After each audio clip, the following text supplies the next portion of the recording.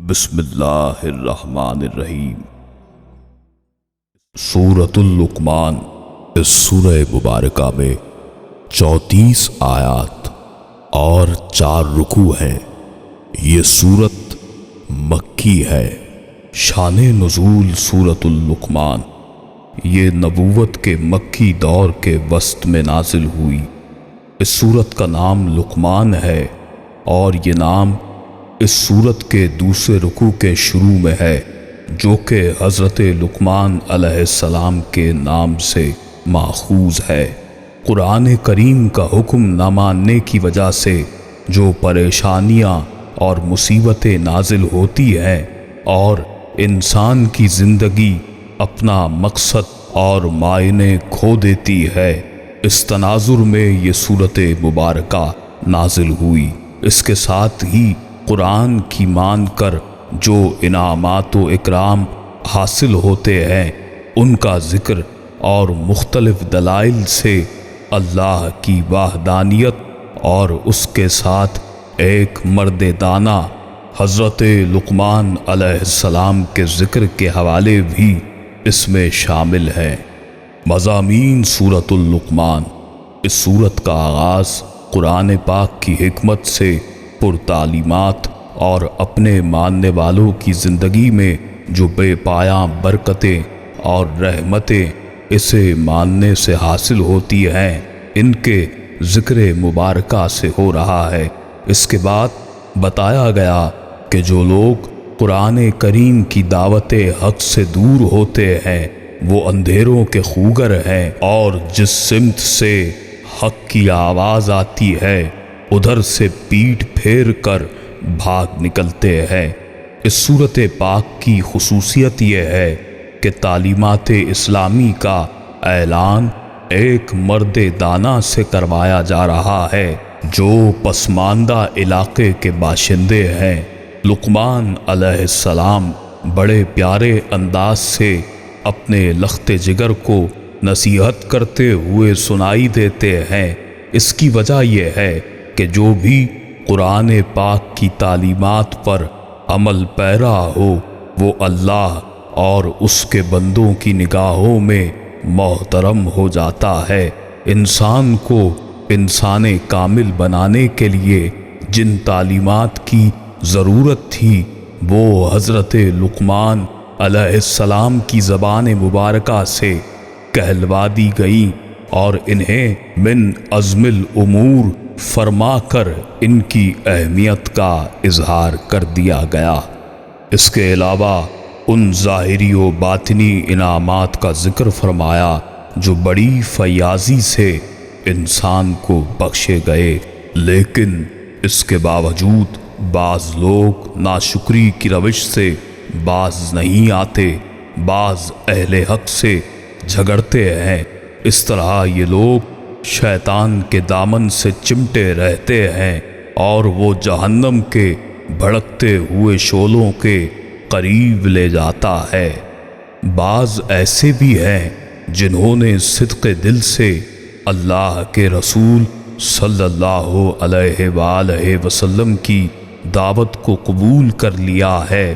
انہوں نے اپنے کو اور اپنے تمام معاملات کو حقیقتاً کلیتاً اپنے پروردگار کے سپرد کر دیا ہے۔ متعدد دلائل کا ذکر کر کے اللہ تعالیٰ کی وحدانیت، قدرت کاملہ اور حکمت اور علم محیط کو ثابت کیا گیا ہے۔ مندرجہ بالا امور کے بعد آخر میں بتا دیا کہ اللہ رب العزت کا علم اتنا کامل اور محیط ہے کہ ہر چیز بہما وجود اس پر منکشف ہے۔ وہ واقعات جو ابھی وقوع پذیر بھی نہیں ہوئے بلکہ پردہ غیب میں مستور ہیں، اللہ ان سب کو جانتا ہے۔ مختصر خلاصہ سورۃ اللقمان۔ الف لام میم۔ یہ ایک حکمت والی کتاب کی آیتیں ہیں، ہدایت اور رحمت ہے نیکوں کے لیے، اور جو نماز قائم رکھیں اور زکوٰۃ دیں اور آخرت پر ایمان لائیں۔ وہی اپنے رب کی ہدایت پر ہیں۔ یہی لوگ ہیں جو نجات پانے والے ہیں، اور بعض لوگ ایسے بھی ہیں جو بیکار باتوں کو مول لیتے ہیں، بے علمی کے ساتھ لوگوں کو اللہ کی راہ سے بہکائیں اور ہنسی بنائیں، اور یہی وہ لوگ ہیں جن کے لیے رسوا کرنے والا عذاب ہے۔ جب ان کے سامنے ہماری آیتیں تلاوت کی جاتی ہیں تو تکبر کرتے اس طرح منہ موڑ لیتے ہیں گویا انہوں نے سنا ہی نہیں، جیسا کہ دونوں کانوں میں ڈانٹ لگے ہوئے ہیں۔ آپ صلی اللہ علیہ وآلہ وسلم اسے دردناک عذاب کی خبر سنا دیں۔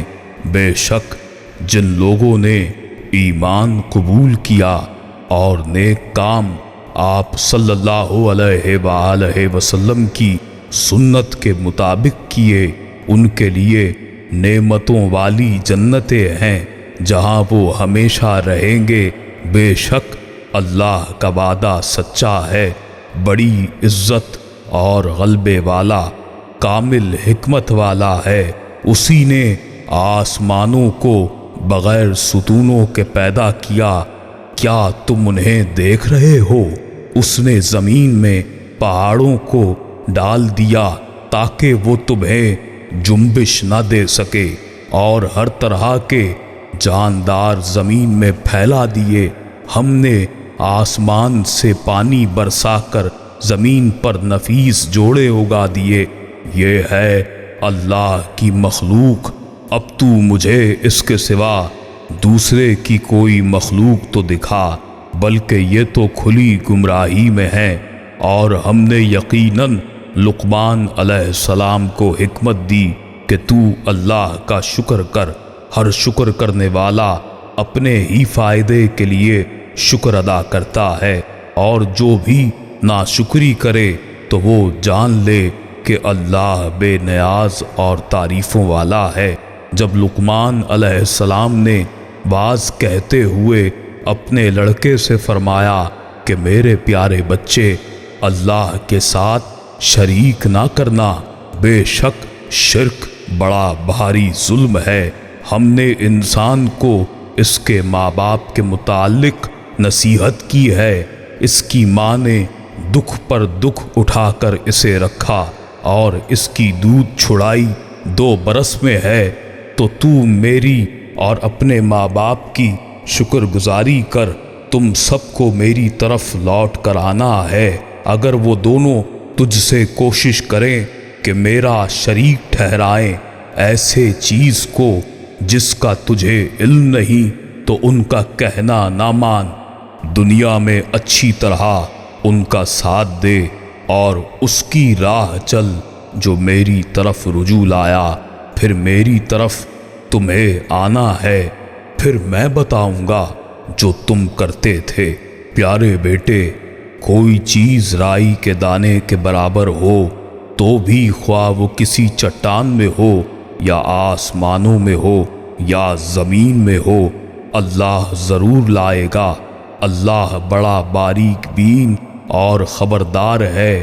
تو تم نماز قائم رکھو، اچھے کام کی نصیحت کرتے رہنا، برے کاموں سے منع کرتے رہنا۔ جو کوئی مصیبت آئے تم پر تو صبر کرنا، لوگوں کے سامنے اپنے گال نہ پھیلانا، زمین پر اترا کر نہ چلنا، کسی تکبر کرنے والے اور شیخی خور کو اللہ پسند نہیں فرماتا۔ اپنی رفتار میں میانہ روی اختیار کر، اپنی آواز نیچی کر، یقیناً آوازوں میں سب سے بدتر آواز گدھوں کی ہے۔ ان آیات میں اللہ نے 9 احکامات دیے ہیں جس کے سبب گھر اور معاشرے سب بہت بہترین انداز میں قائم رہ سکتے ہیں۔ آگے کی آیات میں اللہ تعالیٰ نے زمین و آسمان، مرنا جینا، دن رات، سورج چاند اور پھر اللہ کے حکم سے اپنے اپنے کام انجام دیتے ہیں، اور پھر جو سمندر اور دریاؤں میں کشتیاں چل رہی ہیں وہ بھی اللہ کی قدرت کی نشانی ہے، اور جو اللہ کو خلوص کے ساتھ پکارتے ہیں اللہ انہیں ہر مشکل سے نجات دیتا ہے، اور اللہ کی آیتوں کا انکار وہی کرتے ہیں جو بدعہد اور ناشکرے ہوں۔ پھر لوگوں کو اللہ کا پیغام عام کہ اپنے رب سے ڈرتے رہو، اس دن سے ڈرو جس دن باپ اپنے بیٹے کو اور نہ ہی بیٹا اپنے باپ کو کوئی فائدہ دے گا۔ یاد رکھو اللہ کا وعدہ سچا ہے، اور تمہیں دنیا کی زندگی دھوکے میں نہ ڈالے۔ بے شک اللہ کے پاس قیامت کا علم ہے، وہی بارش نازل فرماتا ہے، اور ماں کے پیٹ میں جو ہے اسے جانتا ہے، اور وہ جانتا ہے کہ کل کیا کچھ ہوگا، اور کسی کو معلوم نہیں کہ زمین میں مرے گا۔ اللہ تعالیٰ ہی پوری اور صحیح خبروں والا ہے۔